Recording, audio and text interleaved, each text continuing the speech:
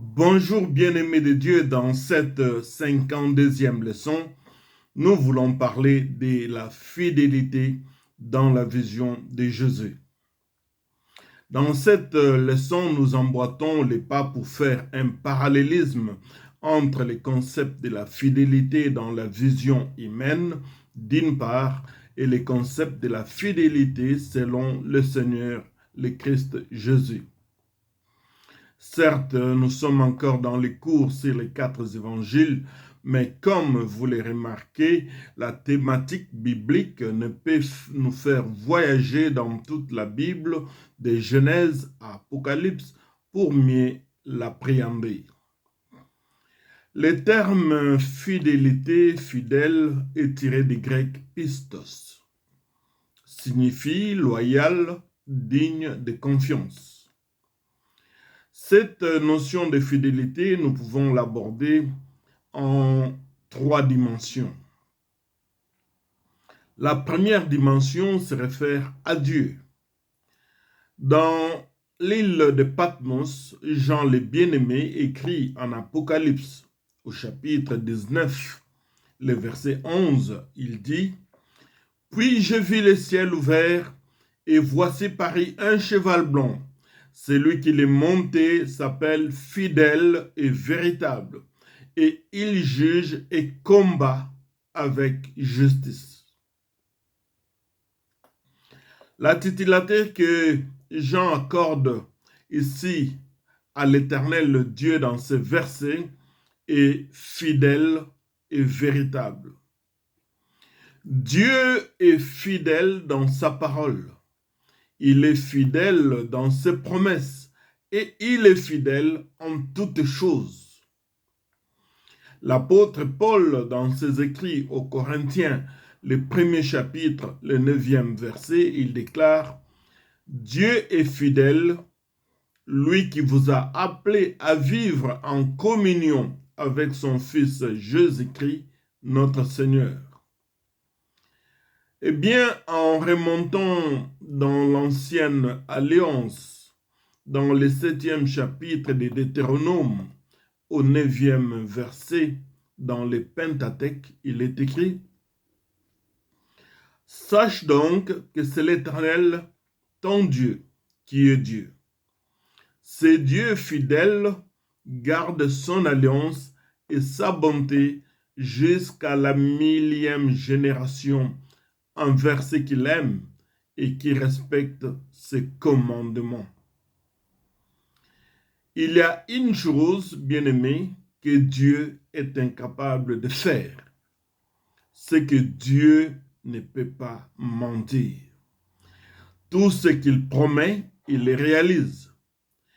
Il est un avec sa parole. La fidélité, c'est sa nature.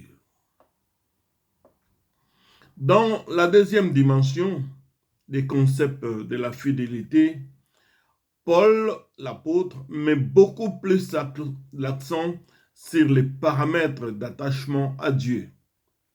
Attachement au service, attachement au ministère et à diverses tâches à accomplir.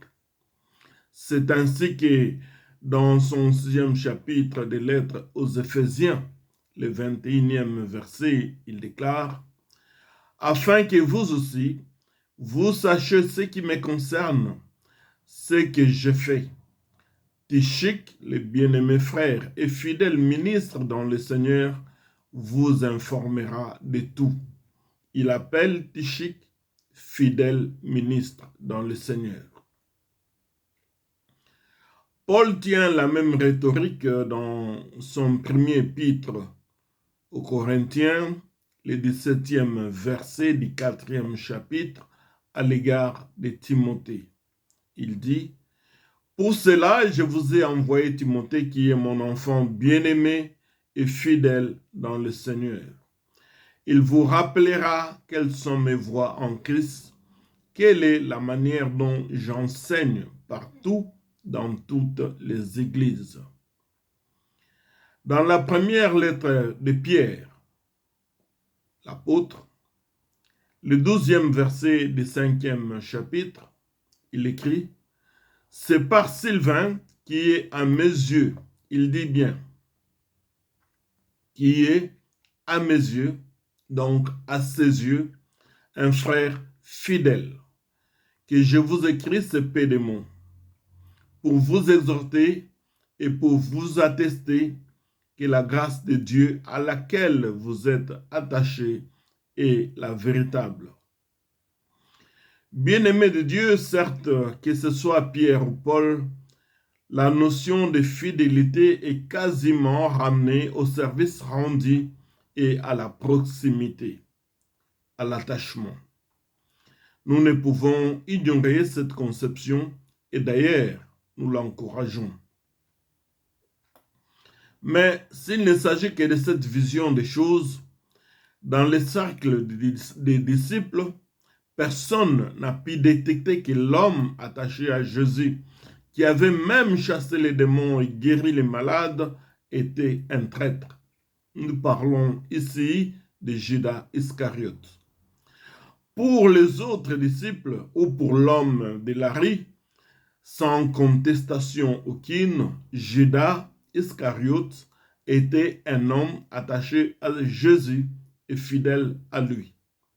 Mais seulement, comprenons-nous bien peuple de Dieu souverain, après plusieurs années dans le ministère, nous avons remarqué que une sœur ou un frère peut venir à Dieu.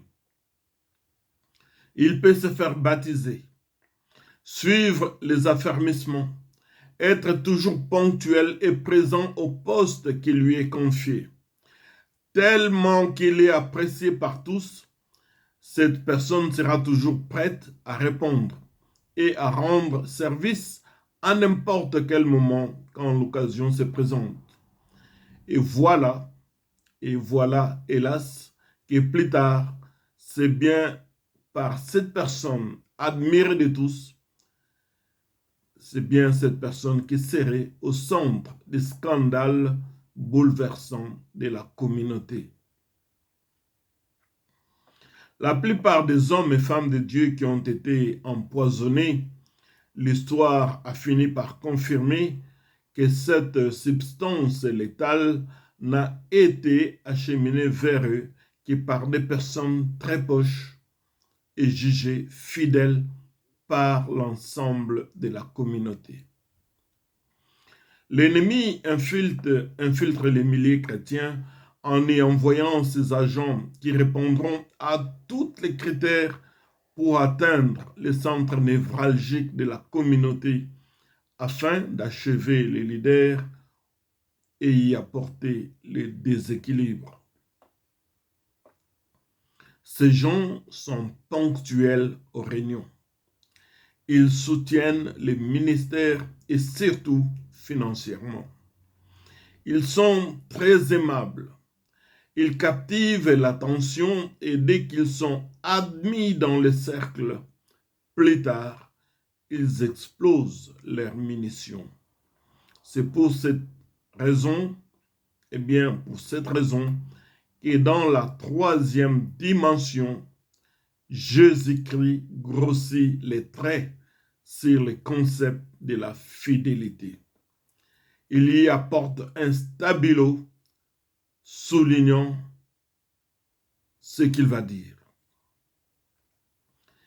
En y apportant Jésus-Christ, non seulement l'attachement, la ponctualité ou le service, mais à ces concepts de fidélité, le Seigneur ajoute 1. L'amour de Dieu, 2. L'amour des prochains et 3. La productivité. Je le répète, à ces concepts de la fidélité, le Seigneur ajoute l'amour de Dieu, l'amour des prochains et la productivité.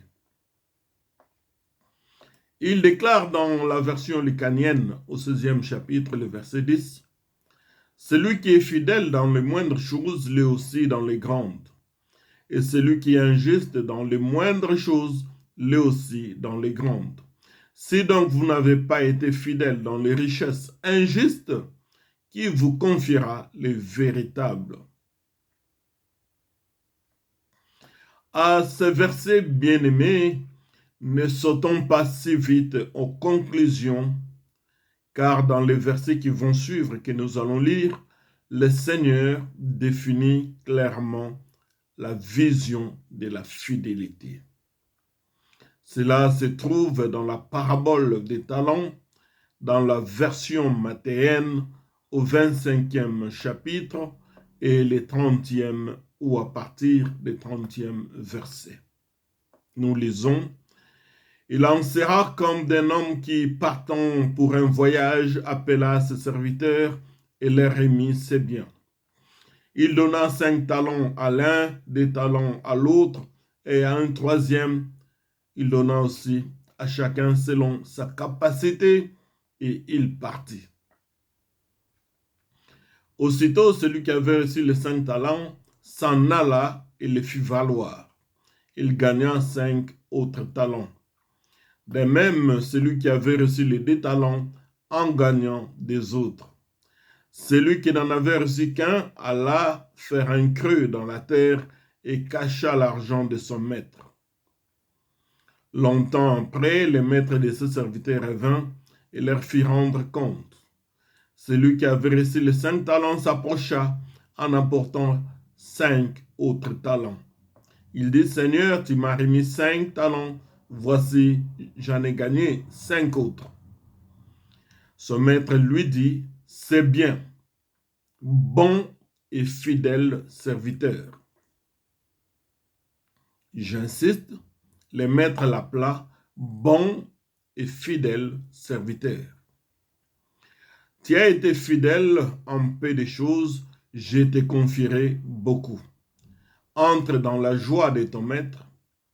Celui qui avait reçu les 2 talents s'approcha aussi, il dit: Seigneur, tu m'as remis 2 talents, voici, j'en ai gagné 2 autres. Son maître lui dit: c'est bien, bon et serviteur, bon et fidèle serviteur.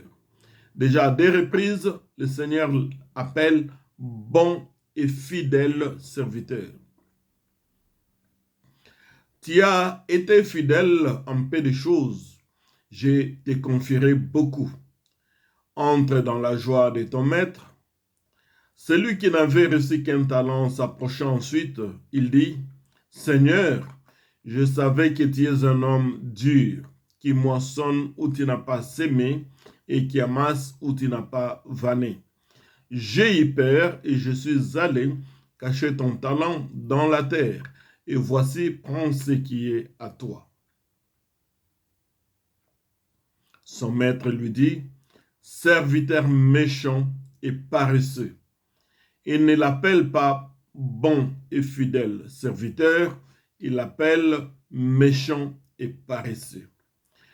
Tu savais que je moissonne où je n'ai pas semé et que j'amasse où je n'ai pas vanné.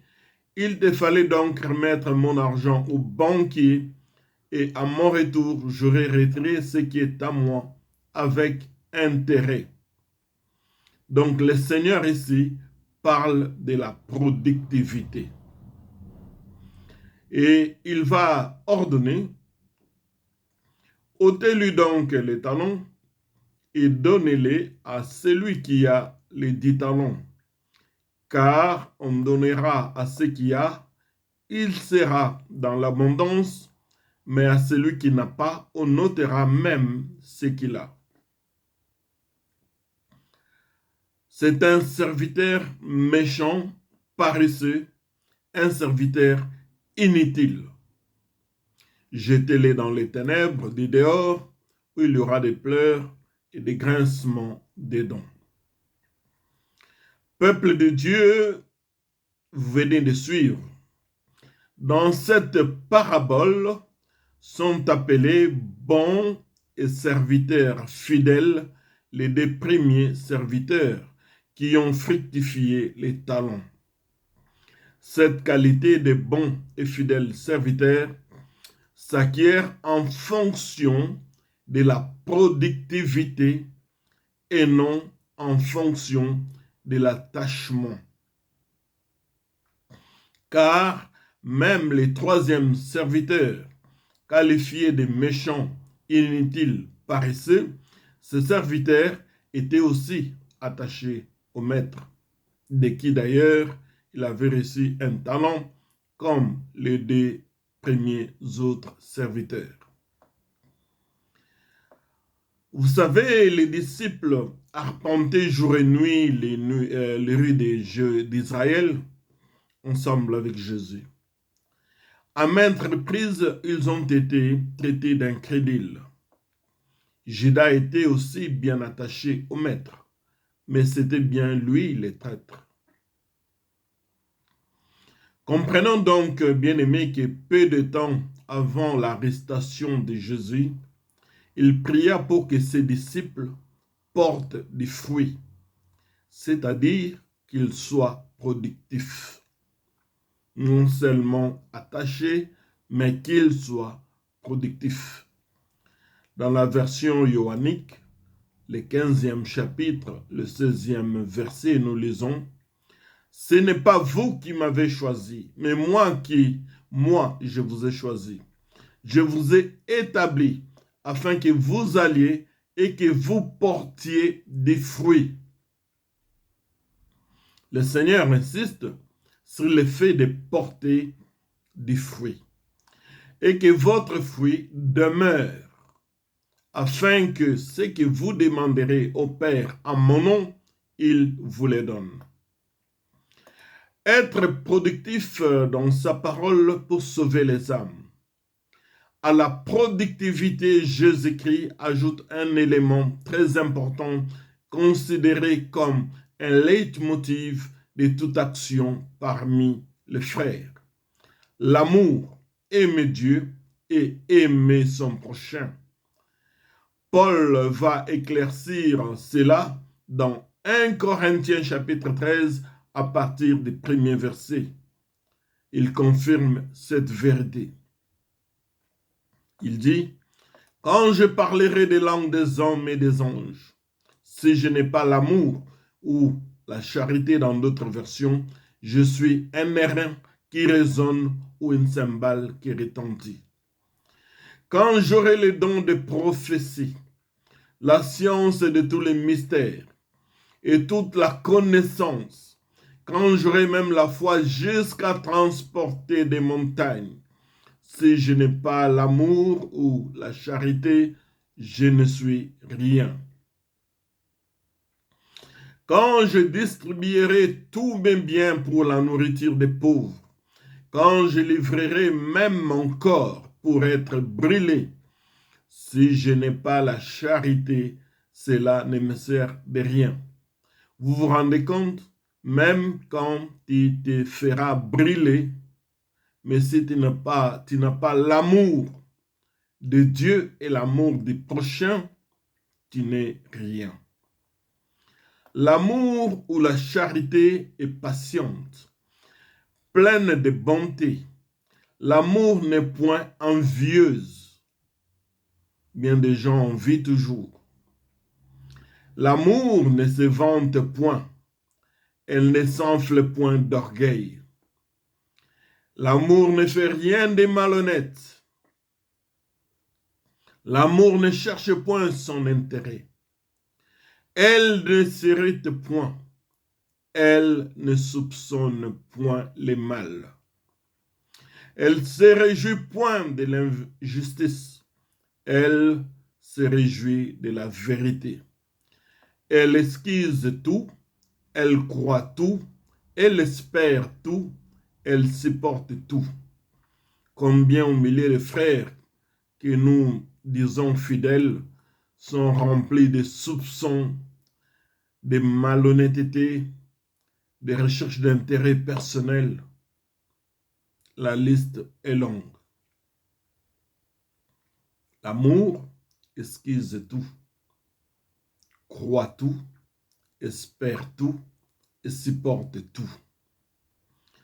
Beaucoup de choses sont faites aujourd'hui, surtout dans nos communautés assemblées, par malice, par ruse, pour attirer de vaine gloire dans nos assemblées. Quand nous les considérons avec nos 5 sens humains, nous croyons que c'est par fidélité que cela est fait, alors qu'il s'agit tout simplement d'une manière de faire semblant pour attirer l'attention du leader ou du maître.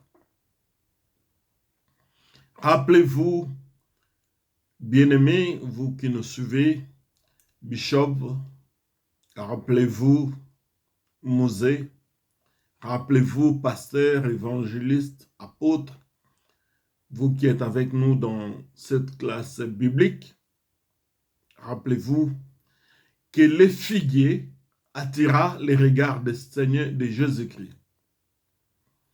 Ce figuier attira par son apparence, par son beau feuillage. Mais quand le Seigneur s'approcha, il n'y trouva aucun fruit, la productivité. Ce figuier a été maudit et condamné à sécher.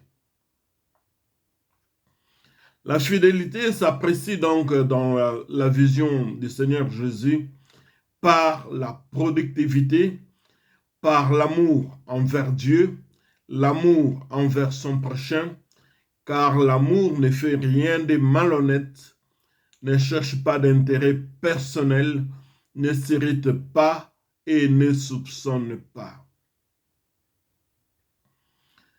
Dans le parcours de notre ministère, nous avons traité plusieurs personnes de fidèles dans le Seigneur. Mais après plusieurs années, ces personnes ont fini par blasphémer. Plusieurs prédicateurs américains de renom, je dis bien de renom, appréciés partout, ils tenaient de très grandes réunions de réveil. Quelques années plus tard, ils ont renié Jésus-Christ en déclarant devant le monde entier que Jésus n'était pas le seul chemin qui mène au Père et qu'il y en avait d'autres chemins. Quel blasphème! Nous les avons appelés des généraux de Dieu. Ils ont tenu des grandes croisades, des stades pleins, guéri des malades, accompli des miracles, des hommes ou personnages aimés partout. Mais à la fin, ils ont dit, ce Jésus que nous avons prêché là n'était pas le chemin, il n'est pas le seul chemin, mais il y en avait d'autres. Mes chers amis, quelle folie! Mais nous les avons traités de fidèles. En cette ère, la nouvelle défraye la chronique. Un grand chantre du gospel, les faucons du ciel, apprécié par tous, traité d'homme intègre et fidèle.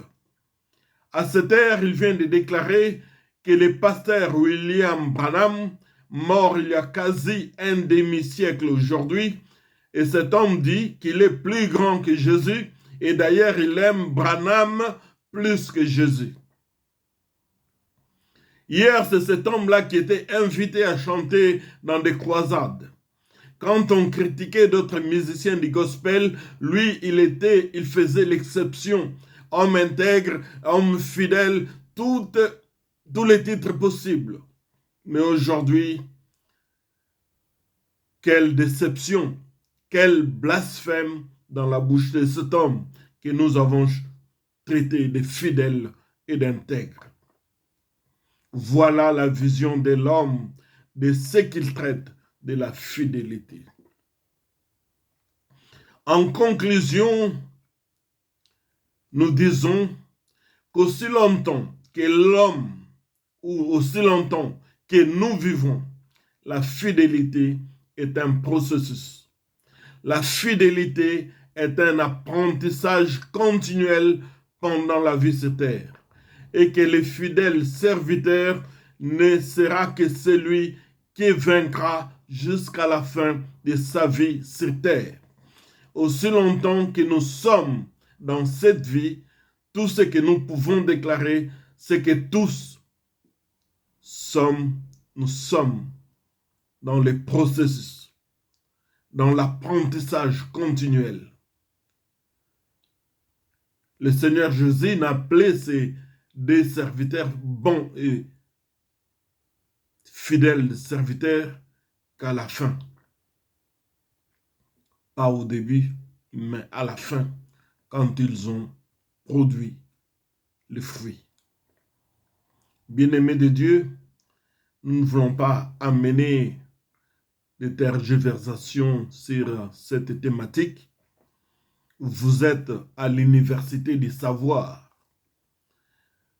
Ce que nous vous apportons, c'est l'art de comprendre les Écritures autrement que d'ordinaire, les comprendre par analyse et par la visitation du Saint-Esprit.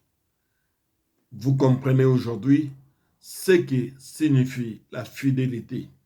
Je sais que dans peu de mots que nous avons essayé de relater, de parler sur cette thématique, le Saint-Esprit de Dieu va vous amener encore dans une autre dimension pour apporter la connaissance dans cette génération